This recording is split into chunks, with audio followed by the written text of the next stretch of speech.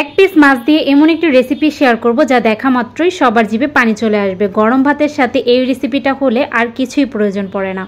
সাথে একটি আলুও নিয়েছি, গোটা গোটা করে কিন্তু কেটেও নিয়েছি। আর অবশ্যই মনে দেখতে পাচ্ছেন মাছটা একটু সাদা লাগছে। এটা কিন্তু আমি লেবুর রস দিয়ে আর লবণ দিয়ে কিছুক্ষণ মেখে রেখে দিয়েছিলাম, তারপর ধুয়ে ক্লিন করে নিয়েছি। আর এখন দেখতে পাচ্ছেন আমি কিছুটা হলুদ, মরিচ আর লবণ নিয়ে নিয়েছি। তারপর মিশিয়ে নেওয়ার পর এখন মাছের গায়ে লাগিয়ে নিচ্ছি।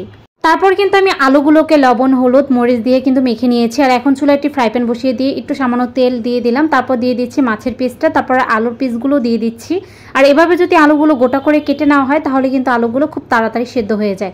আর দিয়ে দিচ্ছি কয়েক কোয়া রসুন। এখন হচ্ছে একটি টমেটো নিয়েছি, টমেটোর উপর অংশটা ফেলে দিয়ে এভাবে হচ্ছে মাঝখান দিয়ে কেটে নিচ্ছি। আর বাজারে কিন্তু এখন টমেটোর অনেক দাম।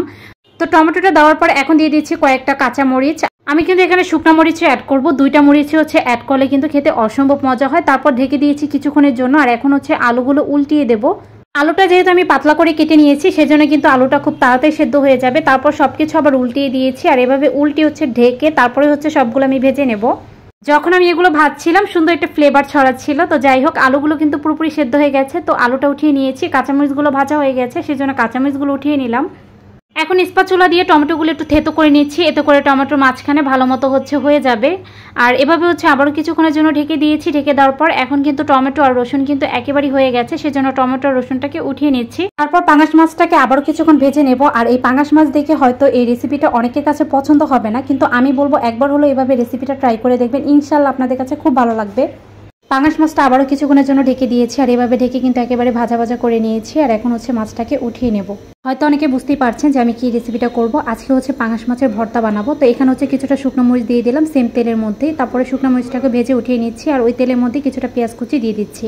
পেঁয়াজটা তেলের সাথে ভেজে একটু সফট করে নেব। আর এইভাবে যদি তেলের সাথে পেঁয়াজটা ভেজে নেওয়া হয় তাহলে কিন্তু সম্পূর্ণ তেলটা পেঁয়াজের সাথে উঠে আসে আর এই ভর্তার স্বাদটাকে দ্বিগুণ করে তোলে। তো এখন হচ্ছে পেঁয়াজটা ভেজে নেওয়ার পর এখন উঠিয়ে নিচ্ছি। আর এখন হচ্ছে ভর্তার প্রসেসিংটা করে নেব। ভাজা উপকরণগুলো সব প্লেটের মধ্যে এভাবে সাজিয়ে নিয়েছি। প্রথমেই হচ্ছে লবণ দিয়ে দিচ্ছি পরিমাণ মতো শুকনো মরিচের উপরে। তারপরে হচ্ছে শুকনো মরিচের বোটাগুলো ফেলে দিচ্ছি। বোটা সহ মরিচগুলো এভাবে ভেজে রাখলে কিন্তু বেশ কিছুক্ষণ মুচমুচে থাকে, সেজন্য বোটা সহকারী হচ্ছে ভেজে নেবেন। তারপর হচ্ছে মরিচটাকে এভাবে ডলে গুঁড়ো করে নিচ্ছি। তারপর সবকিছু আস্তে আস্তে এভাবে ডলে নিচ্ছি। তবে আপনারা চাইলে কিন্তু বাটনার মধ্যে ভর্তাটা বানিয়ে নিতে পারেন, কিন্তু হাতে মাখা ভর্তাটাই কিন্তু দ্বিগুণ স্বাদ হয়ে থাকে, সেজন্য হাতে মাখাই ভালো। পাঙাশ মাছে যেহেতু কাটা থাকে না, তাই এই ভর্তা বানাতে কিন্তু এই মাছের পিসের কোনো ঝুরি হয় না, শুধুমাত্র একটি কাটাই হচ্ছে মাছে থাকে, সেটা ফেলে দিলেই হয়। তো এখন হচ্ছে মাছটাকে আমি এভাবে ছুটিয়ে নিচ্ছি। আর হচ্ছে উপরে যে চামড়াটা সেটাও কিন্তু আমি ফেলে দিচ্ছি।